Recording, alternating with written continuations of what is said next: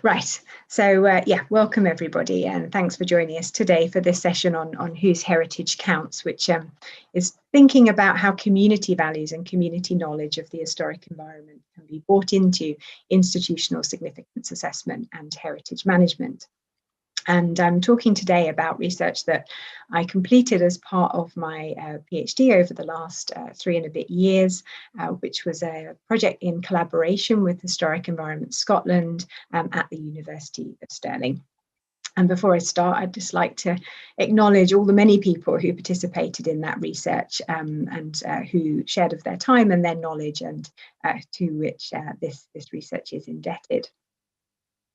So as I say, in terms of the plan for today's session, I'm going to give a bit of background to the research that I did. I thought it would be useful to explore what a social value assessment looked like in a particular study. So I'm going to look at one of my case studies in particular, and then I'll kind of zoom out a little bit and talk about the research findings a bit more generally. And how they then were translated into this practitioner guidance or toolkit. We refer to it as the social value toolkit. That is the more applied, hopefully useful element of the academic study. And as I say, hopefully we'll have some questions and discussion at the end. I'd be really interested to hear from all of you, as well as obviously answer any questions that you might have. So we've got an hour this morning, give or take. I know that the CBA would like to say a little bit at the end, so I'm not going to hang about. I'm going to click straight on. So in terms of the research that I was doing and why it was needed, and this may not be news to many of you, but social value has become increasingly prominent, both internationally in terms of international conservation instruments, but also in domestic heritage policies, both in England and in Scotland. And in Scotland, the National Strategy, Our Place in Time, talks very explicitly about the importance of the connections between people and place, and the impact that this has on cultural identity and community sustainability. And it has the stated intention of aligning management decision-making more closely to community values. As in many other places, values are recognised as being plural, and so are communities. We had in 2015 a new Community Empowerment Act in Scotland, and that explicitly recognises communities of geography, but also identity and interest, who have the right then to make input into decision making about public services, but also to request the transfer of assets and land or other state-owned assets as well. So this includes communities that have perhaps been less involved or less well represented in the past in formal heritage management. And while there's no single definition of social value, the definition we use there in the project is on the screen, but there's broadly some understanding of the sorts of components which are included, such as people's sense of identity, as I say, their memories, their sense of belonging, and their attachment to place. And these were the kind of aspects that I was looking at in my study. Spiritual value is sometimes considered separately, sometimes considered within social value, and where that occurred within the studies, I included that as well. So what we've got is a situation where there's quite widespread understanding and appreciation of the importance of community engagement, but what we see on the ground is something of a gap between that policy intention and day-to-day heritage management practice. And there are a number of reasons that have been explored for this, but one of those is the lack of appropriate methods and associated expertise for addressing these kinds of values within heritage practice. Particularly in a sort of real world context. So these are values that have been explored in sort of academic and project-based studies, but not so much in real world practice.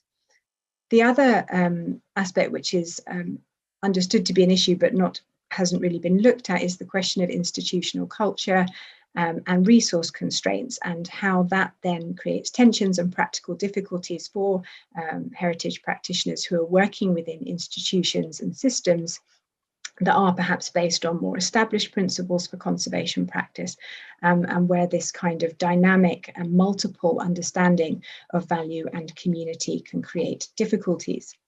So these were two areas that my research sought to look at and hopefully contribute understanding on.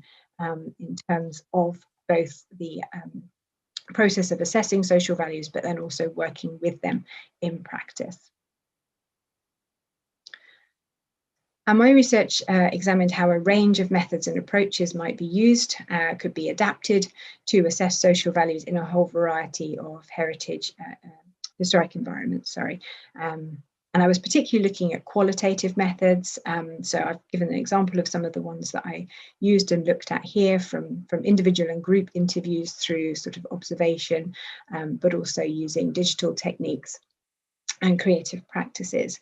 And I was wanting to understand how these different methods contributed to an understanding of social value. What kinds of knowledge were they producing? How did they perform in different contexts? And how might they be applied in a management or conservation situation?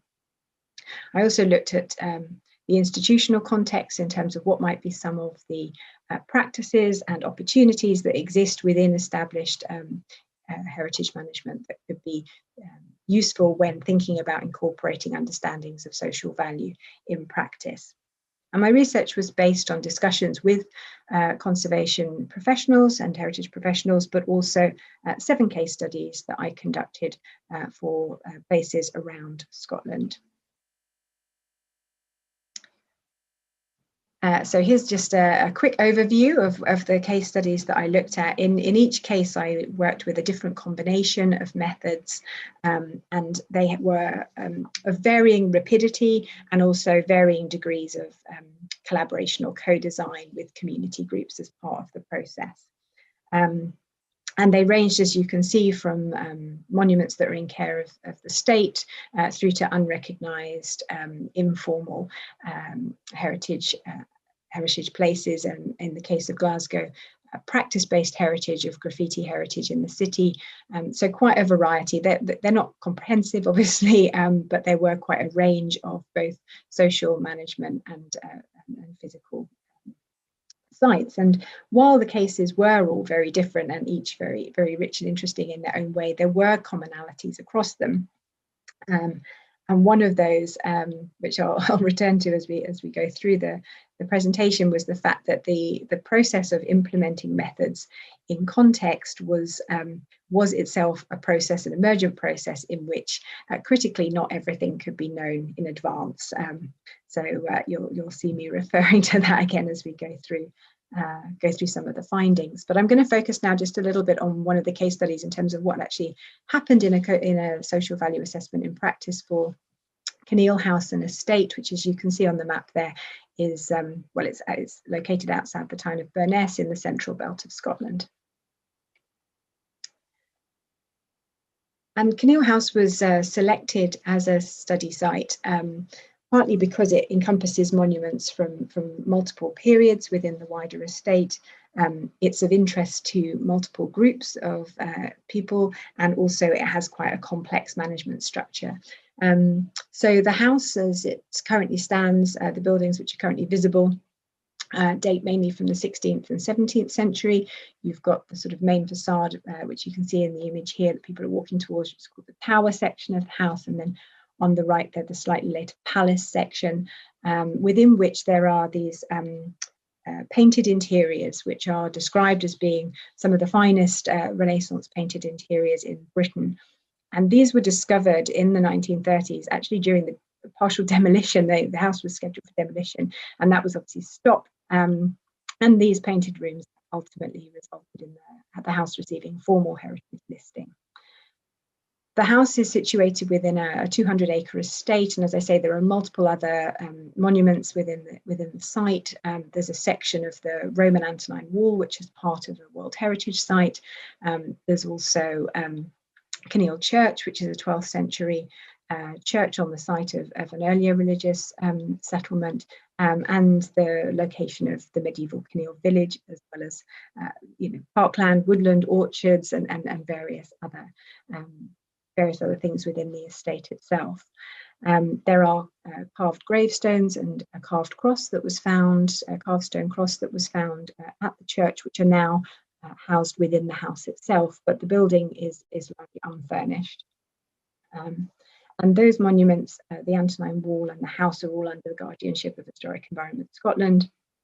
but the wider site is owned by the council, it's managed by a trust, and Historic Environment Scotland has a partnership with a community group called the Friends of Kinneil, with whom they collaborate around open days for the house. And the house is open about, normally, in normal circumstances, 1 day a month during the summer season. So it's not open for visitation all the time, but it is free to visit when it is open.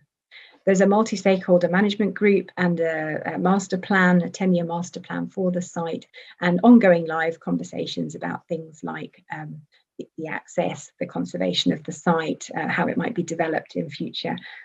So it seemed to be quite a highly conducive case for trialling a wide range of methods, and given the high levels of public engagement and use of the site, and the established community partnership, somewhere that I was hoping we could get a high level of collaboration going on.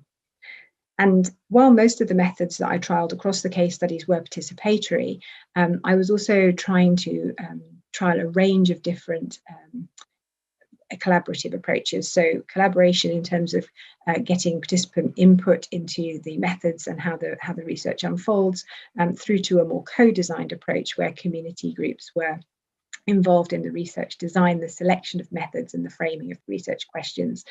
And that approach was discussed in this case study with the Friends of Kinneil about whether a co-designed approach might be the way to go. But because they were already very committed with other voluntary activities around the estate and the wider area, their preference was for a participatory process. So that was what we adopted in this case.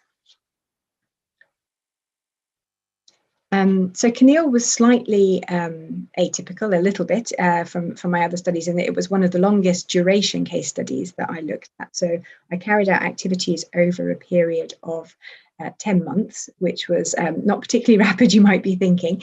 Within that time, I probably spent about 4 weeks of full-time equivalent working on activities. There were other cases I worked with that were much more rapid.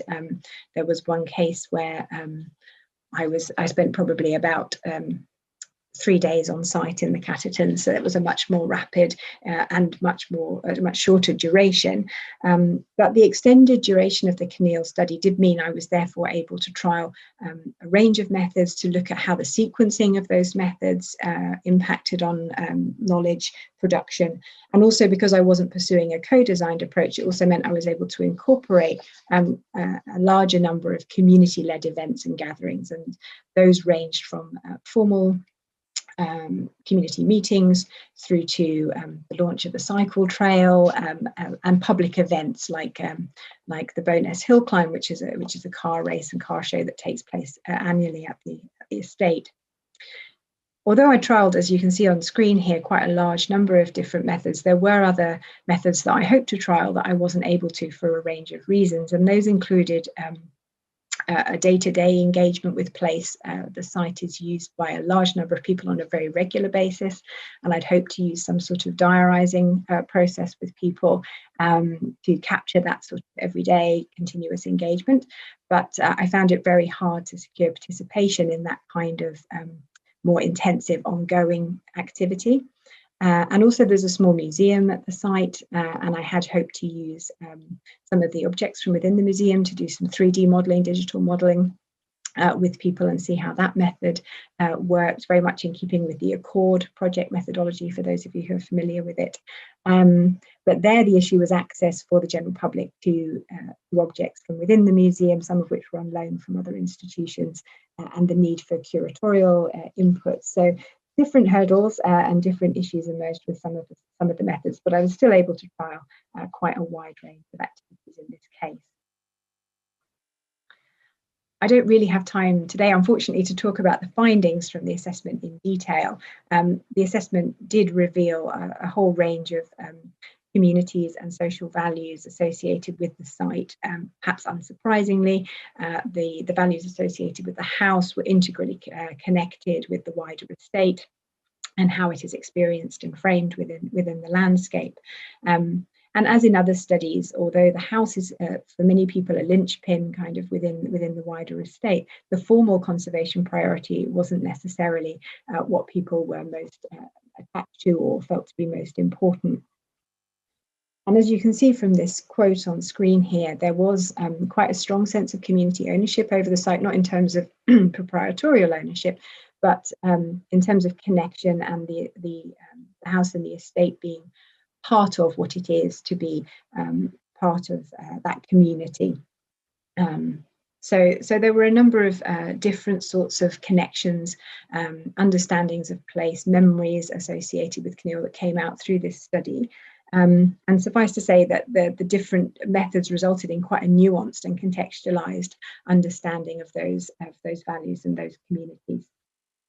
And as I found with other studies that I did, the site was really actively mobilized by communities, both in community formation and expression of identity, but also in continuing membership and ongoing engagement as part of community, both through sharing individual and collective memories, but also as a site of experience. So the site report, which is available on the toolkit and on the website, project website, aims to capture some of this diversity whilst also reflecting on the very particular context, range of people who were involved in the assessment and processes that resulted in these findings. So do take a look at that if you're interested to know more. I'm going to talk now a little bit about four of the main areas of research findings. So these are now drawing from the experiences of Kinneil, but also from across the other case studies that I did and from the discussions I had with heritage practitioners. So as I said, at Kinneil, I was able to trial quite a wide range of methods, and many of these were also trialed at other sites as well in other cases. And what I found was that while some methods work better and some methods work better for me, it would be perhaps different for you as a different individual. What I did find was that these methods were not just alternative routes to the same understanding. So different methods were revealing of different sorts of knowledge, and this was can be seen, for example, if you think about the sort of embodied reflections and cited responses that people gave when I was walking with them through a site, as opposed to the sort of reflexive responses that come through an interview, for example, in an off-site location, where people are much less likely to make a sort of multi-sensory response to what it is to be in place. And if these different methods are revealing different knowledges, then they are not just neutral technical choices that need to be made in an assessment, but they will shape the assessment process and also the resulting findings. So that was a really key finding for us in terms of how to think about method selection. And at the beginning of a process, methods choices are obviously made on the basis of what you think you might need to know, or the expectations you have around the communities that you think are connected to the site and the sorts of values that you expect to find. But it's really worth reflecting on what those expectations and assumptions are, as well as whether some of the methods you're thinking to use might unintentionally exclude certain interpretations or potentially exclude certain groups and individuals. So these reflections on methods are a strong argument for using a multi-methods approach, but not just as a way of understanding greater complexity associated with a site, but also to identify these areas of dissonance and where you have a range of values. And it's important to understand the spectrum of those values, but also where potentially there might be absences or silences, by which I mean groups or values which are referred to within the process but are not actively involved, or even ones that are completely elided within the process, which you need to be kind of very conscious to trying to unpick and understand if there are groups that are completely missing. The next area I want to talk about is the practice of the assessment, and I've touched on this a little bit. Obviously, as participatory methods and a participatory process really depends on people being willing and able to participate. And these processes are also deeply relational. And in the case studies, I was aiming for the highest degree of collaboration that I could achieve within the practical constraints of the time and resource limitations that I had for these assessments. And that meant identifying individuals and groups within communities, ideally up front, and developing relationships of trust and understanding with them. But what I would say is rapidity does not necessarily mean lower levels of participation. And there were case studies that I did which were rapid, but which were also co-designed. So it's not a direct correlation there. And similarly, an extended time frame is not necessarily a guarantee of higher degrees of participation or collaboration if there are other barriers for people to become involved, such as limitations on time, but also potentially if there's no perceived community benefit in engaging with the process, or no incentive for them to engage with the process, or heaven forbid it duplicates an existing process and people are being asked to do the same things over and over again, which is not uncommon, I feel. So throughout the research process, I was sort of reflecting on what was happening, and an important part of that was how I was perceived. As I say, Historic Environment Scotland manages and owns some of these sites. They're also the national body, and they were the sponsor for my research. So people were in some cases quite cautious with regard to understanding my affiliation with them. And that could be because there was a legacy of past relationships there, but also there's a picture here of some graffiti crews at a legal jam. And when I was working with graffiti artists, many of them were engaged in illegal practice as well. So there was an issue of trust and understanding there that needed to be developed in terms of their concern about their anonymity, etc. But another aspect that potentially resulted in possible gaps or limitations in the research was my own personal profile, both in terms of my gender, my language and things like that, but also my assumptions and my own values, which I needed to reflect on in terms of how that might be impacting on my interpretation of what I was hearing, but also my reach into particular communities. And the relational aspect of the research, but also the relational aspects of valuing, were very apparent when implementing methods, in particular with groups. And what happened within an activity was often much more critical to my understanding of the final of what was the values associated with the place, rather than the final outputs from that method. So methods were not just a means to an end, and that was particularly apparent when you look at sort of the contextualized and nuanced conversations that were taking place during a creative activity, such as the postcard activity that happened at Kinneil, when you compare that to what an analysis of the final outputs might have revealed. So those conversations and those processes and those negotiations amongst individuals were really important to my understanding of what was happening. And as I found at Kinneil, those understandings emerged through the process. So that meant adjusting my approach, thinking and reflecting on what the methods were that I was intending to use, and possibly adjusting them, potentially adding time into the study if there were going to be key activities or community-led events that it would be important to align with. But in other cases, it was also adopting more flexible ways of working about where or when activities were taking place. And this was in contrast to my planning, which was often based on engaging with established groups and implementing activities that were perhaps principally or solely concerned with the assessment, and then shifting that to an approach where possible, where these activities were aligned with existing community activities and plans, use of established community spaces, rather than trying to run these research activities separately. So while the point of entry for each study was a site, what really tended to happen within the research was that activities were taking place in other locations, and it was going to people where and when they wanted and had the capacity to engage and really respond to their preferences and schedules.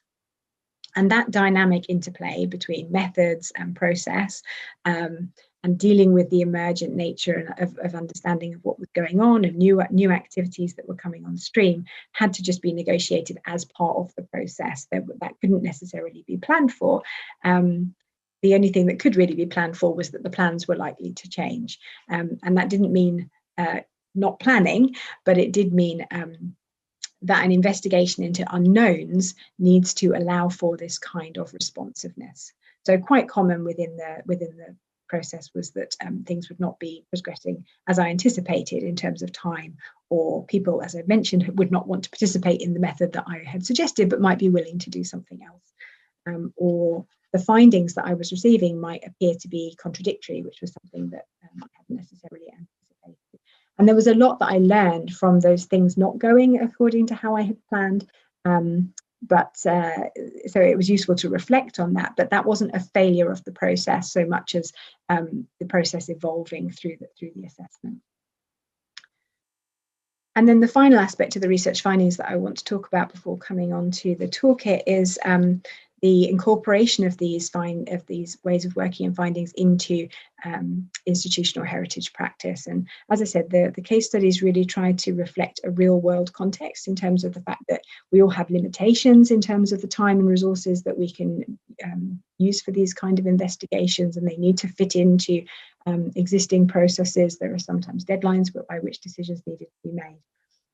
So the case studies really sought to see whether these kinds of methods and approaches, which have been used in academic contexts, could be brought into these real world contexts. And I think they showed that they can, but often there are trade-offs, and what's important is to be conscious of those trade-offs and what perhaps therefore the implications are for the usability and particularly the future usability of findings beyond the immediate process that they're involved in.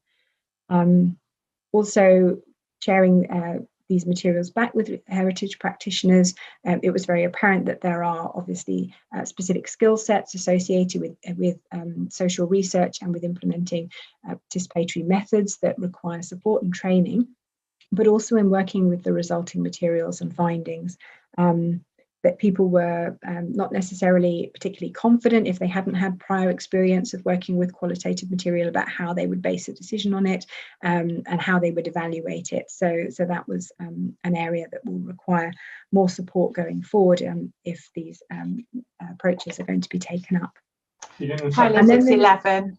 Thank you very much. And then the last element was looking at how social values assessments might be brought into decision making. And here again, I mean, social values are really ill-suited to direct quantitative comparison. It's really not how we would recommend using them. So really it's a question of thinking about how the understandings that a social values assessment gives you of community, value and place might inform a discussion around who might be impacted by a management decision or a change in access or a change in what sort of conservation action might need to be taken and how that might impact on communities. And thinking about whose expertise you might want to draw on and who might be involved in those processes. So taking all of these findings, what we were wanting to do with the toolkit was develop some guidance that alongside a sort of quite technical approach to methods, incorporated these findings on the process itself. So working flexibly in terms of methods, location and time, and thinking about how to respond to social management and conservation contexts that are kind of in dynamic interaction, but also working in partnership and what that means in a more collaborative way, and also reflecting on, as I say, the process as well as the outcomes and who and how who is involved impacts on the process. We wanted it to be something that was practically very usable, but also which incorporated aspects of sustainability. So the potential for people to build on or adapt it and potentially develop further iterations of it in future.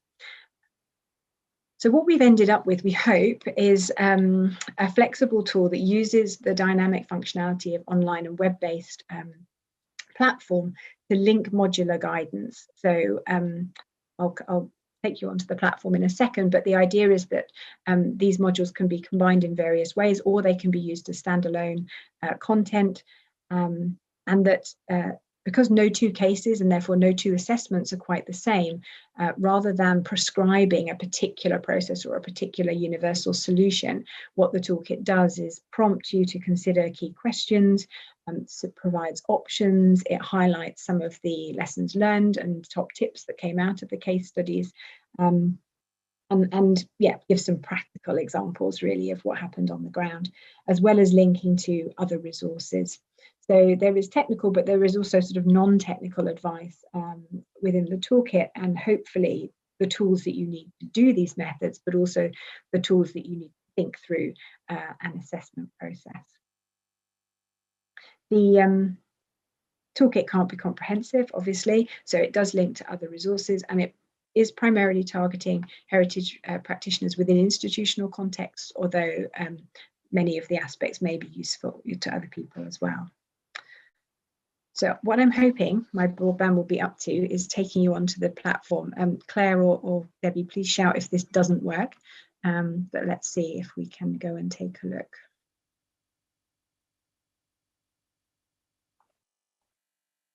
Okay, so I hope you're now seeing the toolkit, and some of you may be familiar with this or have had a chance to take a look at it before today's session. Sorry, Liz, we can still see your PowerPoint, so that you need to stop sharing completely and then reshare with the new screen that you want us to see. Okay, trying to do that now. Better? Perfect. Okay, grand. So this is the toolkit platform, and what we've tried to do is take a process approach, so you can access it in various ways depending on what you're wanting to do. So on the home page, what you've got are 3 big buttons, and these are different processes. And if I just click on one, for example, undertaking an assessment. What this does is structure the content within the toolkit according to a specific process. And what you've got is a pathway through content that takes you through particular steps. It provides you with a diagram and some key questions, and then it structures the pages within the toolkit according to this process of undertaking an assessment. So that would be if you were leading on an assessment yourself, or you were working with a small team on an assessment. The other processes that we've thought were relatively common that we have attempted to provide support for is supporting an assessment. So that might be if you're advising a partner or working with a consultant on an assessment, and then reviewing an assessment, and probably less of an option at the moment, but down the road, looking at assessments that other people have completed for a particular place, and thinking about the questions you need to ask of that before you deploy it in a new context. So those are the process-led pathways, but of course you can jump straight into content on the toolkit, and each of the areas provides you with an overview of, so this is approaches, so it looks at these questions of participation and collaboration, and how you might want to engage with communities and identify communities, and to think critically about who you're looking to engage in your process and why. The other areas are the methods themselves. That looks at methods technically, as I said, but also questions of selecting methods, interpreting material that comes out of methods, questions of discussion of your findings with different stakeholders. And then the context really seeks to unpack some of the more social research-based considerations, such as research relationships, but also questions of power that might be embedded within both particular methods and approaches, but also institutional relationships, which might be important, particularly for heritage practitioners, for example, working in a national entity, and questions of ethics. And then the practice section looks at some of the opportunities and questions that come when looking at integrating social values into different areas of heritage practice. And obviously, different areas draw from different disciplinary backgrounds. People have different experiences, and they therefore have different questions around how to engage with these, whether they see social value, first of all, as central to their work or not, and then how to potentially engage with it. And as I say, all of the case studies are available there. If you click through onto one of the case studies, it will give you a summary of the site, but it also provides a breakdown of what was actually done in terms of the assessment for that site, the methods that we used, and provides a summary of the findings. And at the bottom in each case, you've got a link to the main report. And then there's 2 general sections, about and then resources, where there are downloads of material that's in the case study, but also further reading and links to other online guidance. So the toolkit can't do everything, it doesn't attempt to do everything, but it does attempt to kind of collate quite a lot of existing thinking that's happened around this type of approach and these forms of assessment, and hopefully sort of bring that together. And what we're hoping the toolkit will do is really contribute to bringing communities and community values into the heart of heritage practice through these people-centered methods, really amplifying that core aspect of our work, which is around exploring and managing and conserving these places for the public or for different publics, but also to help then articulate and understand the role that heritage is playing in contemporary life, and the impact that these historic environments have on society, whether or not they are formally recognised sites or they are community recognised sites. So I'm going to stop sharing that and try and just share my last slide. Oh no, that's the wrong thing. Hang on. Just share with you again the last slide. So for those of you who haven't had a chance to look at it, that is the link for the toolkit itself, and also my contact details there. And if you're interested in more of the background to the research rather than the toolkit, the project website there, which outlines how the project came about and the partnership between HES and the University of Stirling, as well as the background to the other people who were involved. So yeah, hopefully I'm more or less to time. As I say, I haven't managed to keep track of anything that's gone into the chat, but if I stop sharing now, then hopefully we have got a bit of time for some discussion. I'd be really interested to hear if any of you have looked at the toolkit, if anything I've shared just now has sparked any thoughts or reflections on how this might connect to your own practice. But of course, if you've got questions or clarification, I'm very happy to take them.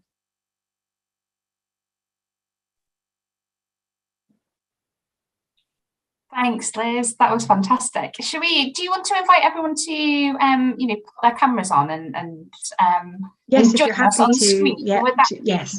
We're a small enough group to see one another and smile and wave. If you're willing to do so, we are still recording, so if you don't want to, no pressure. But yeah, it would be nice to see people. Does anyone have any sort of questions for Liz, or does anyone want to share any of their experiences? I think was it Ian who's here from Kinneil. I don't know if you want to say anything about how it worked from your side of the picture. Not to put you on the spot at all, Ian. Feel free to say no. Well, thank you. That's very kind. That was a bit unexpected to be put on the spot like that. It was a pleasure to work and be involved in Liz's study. Kinneil is a very interesting site and does have this incredible community involvement and high volunteer engagement. I've sent a link to a website about Kinneil if anyone's more interested, and the website and the Twitter and the social media, they're all run by community volunteers. There's no the official managers of the place are Historic Scotland, the council, and a trust, as Elizabeth mentioned, but everything, the passion for the site is all led by volunteers. And I suppose Elizabeth has captured that in her case study about Kinneil, and it's great to hear that heritage practitioners will increasingly be using her toolkit to measure community value. But then I suppose the next big question, and particularly important for us, is how does that translate into shifts in management and investment decisions? Because I suppose Kinneil has not done so well in resourcing and investment over the years compared with sort of nearby other places, and we're interested in that question, obviously.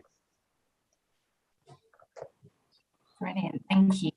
Did you want to respond to that, Liz? I think that's well, yes. I mean, I think that was, as I said at the beginning, and one of the reasons Kinneil was of interest is as a site, because there were a number of sites and perhaps others on the call are involved working with sites that sort of have this house and grounds kind of profile, and there were a number that were suggested, but Kinneil, particularly across all the case studies that I looked at, apart from community-owned assets, was the one where there was probably the greatest range of community groups that were already actively using the site and were, as I said, this multi-stakeholder management committee as well. So it presented as quite a how would I say, quite a structured and formal mechanism already in place for including community engagement. So it was quite an interesting case study from that respect. But I think still some of the challenges and barriers that I identified in terms of recognising these social values and these community understandings of place and then incorporating them, as Ian says, into decision making, those barriers are both practical and a little bit philosophical, I guess, within some of these institutions. So there's work that needs to be done on multiple fronts there. And I think when the research project I did was initially conceived of, it was quite a technical brief, I guess, in some respects, in terms of thinking about methods, as if people knew how to implement the methods and had the tools, that might be enough. But I think it really is this more rounded understanding of how knowledge production is working, and hence the title of today's talk, in terms of I could have said whose values, whose heritage, whose expertise. It really is a question for how voices and hierarchies of knowledge and understanding actually play out, as Ian says, in decision making, of whether weight is given to these different understandings, or whether how they are seen to work alongside these very important historical and scientific understandings of place. So it's not about a primacy of one or the other, but they bring different understandings that need to then be negotiated and brought together in decision making, and that is a challenge, I think, going forward. Brilliant. I've been having lots of conversations with people recently about boards and trustees and how we kind of broaden that, the base of those out to be more inclusive. And, particularly I've been talking about kind of youth boards and young trustees. But I've had some really good conversations recently with people about how we can try and actually get the community participation better represented on those boards, so that they're an active part of that decision making process from the outset, and you have a much better sort of two-way interaction on an ongoing basis, rather than being kind of this is what we'd like, and then that being passed up the chain, and then responses coming back down. It becomes something that's much more integrated. I'd be interested to know if anyone else has had experience of working directly with community collaborations in that way. I mean, one of the things that I highlight I didn't speak about it today, one of the things I highlight in my writing is around recognizing some of the barriers around participation. It's not enough to just open up a space for participation. Actually, spaces can be quite exclusive in certain ways, and certainly when you think about voluntary participation, what you're asking people to do is carve out time and another resource themselves in order to engage in these spaces. So when it comes to particularly involving communities that have traditionally been underrepresented or underserved by heritage organisations, I think the onus is on us to do more, to go to where people are, as opposed to expect always that people have the time and it's not a lack of interest, but that they are able to therefore engage in these invited spaces, rather than, as I said in my process, I found very quickly it was easier for me to not create invited spaces, but actually to go out and start trying to identify community spaces where people are talking about these issues, but perhaps in the context of community development, where the heritage is a thread rather than the sole focus.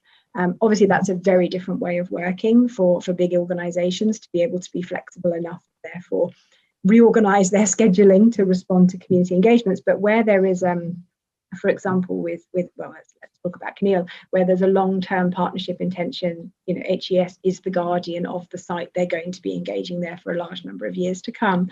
There's a platform and a basis there for a more structured and longer-term partnership approach, I argue, going forward. But I'd be very interested, from people from a practical point of view, whether this is ringing bells or whether you can see major challenges in these ways of working that perhaps the toolkit does or doesn't help thinking through. Would anyone like to comment on that? Or if you don't want to turn your camera on, obviously, or your microphone, you can always pop something in the chat as well. Ian, I think, have you turned your mic off? Would you like to on? Would you like to say something? Which one? Oh, sorry, Ian. Ian. too many Ians. Me or the other Ian? I think you. Me? Oh, yes. Good Lord. Yeah, I mean, it's interesting to look at how community groups do evaluate their projects, because some of them don't have any expert input whatsoever. They have to do it on their own, as it were. So I think if anything, something like the CBA can highlight this, and things like a toolkit, and perhaps have workshops on evaluating projects, then they would have a much better grasp on what they're doing when they start formulating their project. I mean, I've had a project where the committee, for want of a better term, has simply copied and pasted what somebody else has done and hasn't really understood what they were doing or why they were doing it.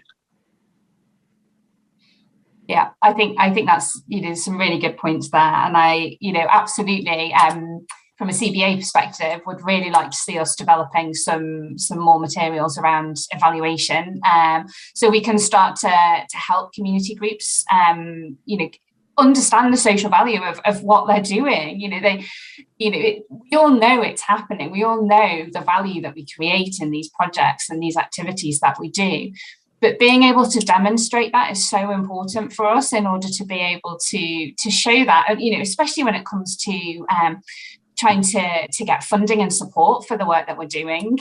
So absolutely, that's something very much on our radar that we would like to look at doing more of. And I think that's why Liz's toolkit is so important. Really, this is a really big step towards kind of as a sector, kind of both people employed as archaeologists, but also community archaeology groups, starting to change our mindsets and our approach to some of these things, so that we can make sure we're capturing this information in a much better way, and really celebrate what we do and how great it is, I think. Hilary, did you want to say something? Yes, thank you. Speaking as one of Ian's community groups, I'm not sure that he's referring to the project that I'm peripherally involved with, but what I wondered was whether the toolkit helps you reconcile sometimes the irreconcilable wishes of different parts of the community. In the past, historically, conservation has, if you like, preached to an audience who knew what to expect, and perhaps everybody subscribed to the same sort of feelings about places and buildings. But now, if we're trying harder to get to those people whose voices haven't been heard, and perhaps the graffiti artists are an example, I can imagine the sort of outrage and palpitations caused to people when graffiti artists are doing their wonderful artwork over some historic wall of a broch or something. How does the toolkit help to, when you've engaged all these extra people and now you can't reconcile, you've opened Pandora's box, does it help, is the question.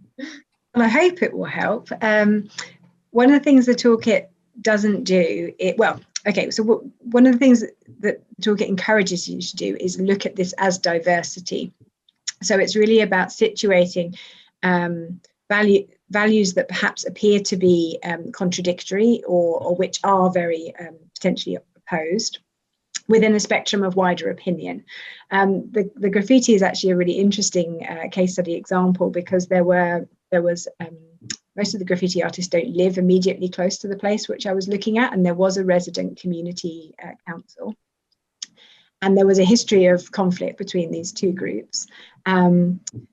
But interestingly, they both expressed very similar aspirations for the site that I was looking at, in terms of it being a place for creativity, the importance of art in the city. It was a very city centre location I was looking at. So you had these very similar articulated values, but expressed in very different ways. And that came down to sort of understanding the contextualization of that value. So that's why sort of argue in the toolkit that understanding that a site is perhaps connected to a value of belonging doesn't tell you very much, really, in terms of how to make a management decision. You need to understand how that value is then contextualized by different communities in order to understand how a change might impact on them. So the toolkit doesn't attempt to assist you in achieving consensus. It doesn't expect there to be necessarily consensus around these values. What it talks about is identifying the diversity and the range of communities, and therefore helping you dialogue among communities about their different values, and therefore thinking about who might need to be involved in decision-making processes. That doesn't mean at the end you're going to have everyone on board with the decision that gets taken. It may well mean, if it's a conservation decision, that the conservation decision itself remains in the hands of technical conservators, but they understand the impact that the potential decision they might make will have on different communities, and they've engaged in some discussion with them around it, and therefore there's understanding on the community side about why something is happening. And generally, and I think this is something I do highlight in the Keneal report as well, where there's an understanding for why a change is occurring, people are much more willing to accept it, and they may not be their preferred outcome, but if they've been spoken to about why it's necessary, generally there's a higher level of acceptance than if something is imposed upon people with no discussion.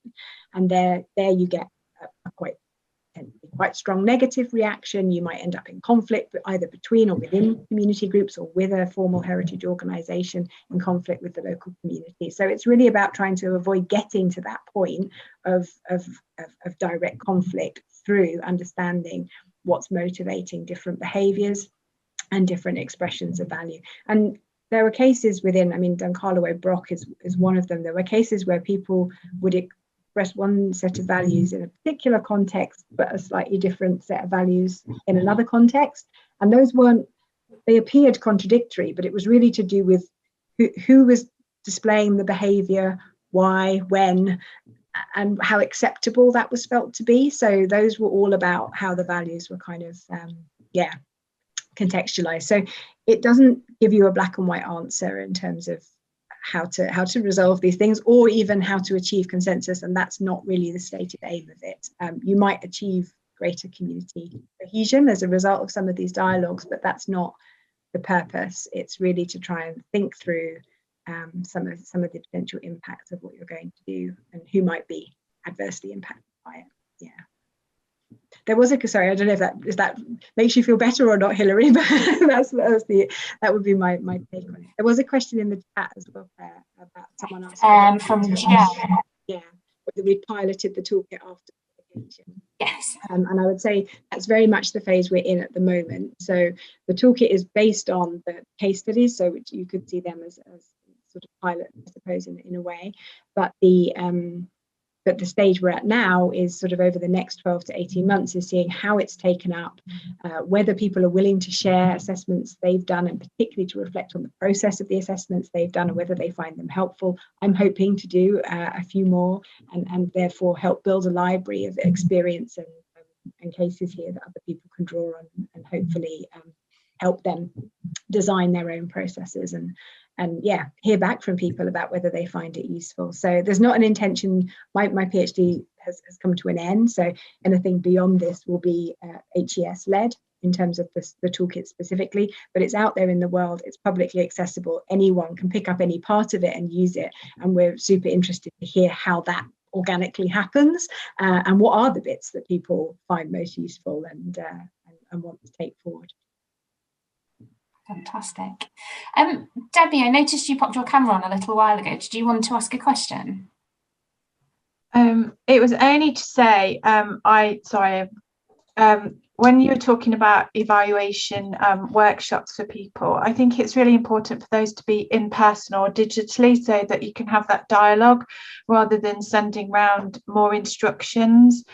Just from my own experience in community groups, if we've got somebody who's mentoring and gives a continual mentoring to get them through the process, then that's been really valuable. But if we've used the lottery evaluation, for example, where you're just given a form, people just switch off. But it was just that pastoral care almost that, in my experience, when I've given it, it's really worked. I think that's really true, Debbie, a really important point. And it was something we were hoping.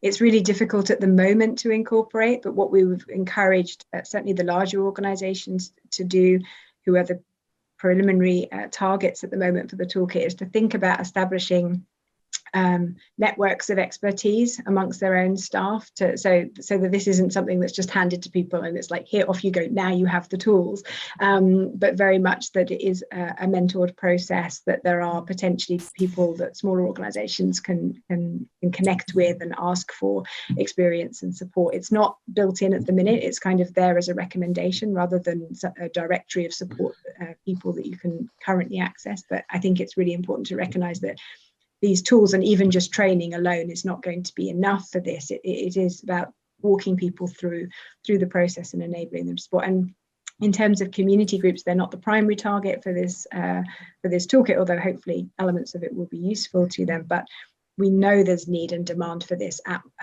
articulated specifically for a grassroots audience as well. And as you said, Claire, particularly so helpful in terms of thinking about funding bids and being able to articulate how community support is there for these heritage assets, but in the terminology of these big heritage organizations as well, and to recognize that these kinds of attachments and values aren't just anecdotal, they're actually a really important part of the significance of these sites, and that they're in the policy, so it's really valid to be connecting with those things as part of the process. We are nearly out of time. I know Debbie or Claire, there were a couple of things you wanted to say at the end with regard to wider festival stuff, but for me, just to say thank you everybody for coming and for your interest in this, and please do feel free to get in touch with me directly if there's anything post festival that you'd like to discuss, but and also to feel free to share this with anyone else who you think it might be useful with. And the recording, I'm sure, will go up at some point, and then if not in the next few days during the course of the festival, for those people who couldn't be here. Brilliant. Thank you so much, Liz. That was absolutely fantastic, and such an important piece of work, I think. And certainly I know I'll be using it, and I hope it's something that's going to be shared really widely. We've popped all the details and all the links in the chat, but there's also all the links available to the toolkit via the resources pages of the festival website. And as Liz mentioned, we're midway through the Festival of Archaeology, but we've got all sorts of other events and activities happening until the 1st of August is our final day. So Debbie's put a link in the chat, I think. Do take a look and see what else is happening, and come along to some more events. It would be great to see you there.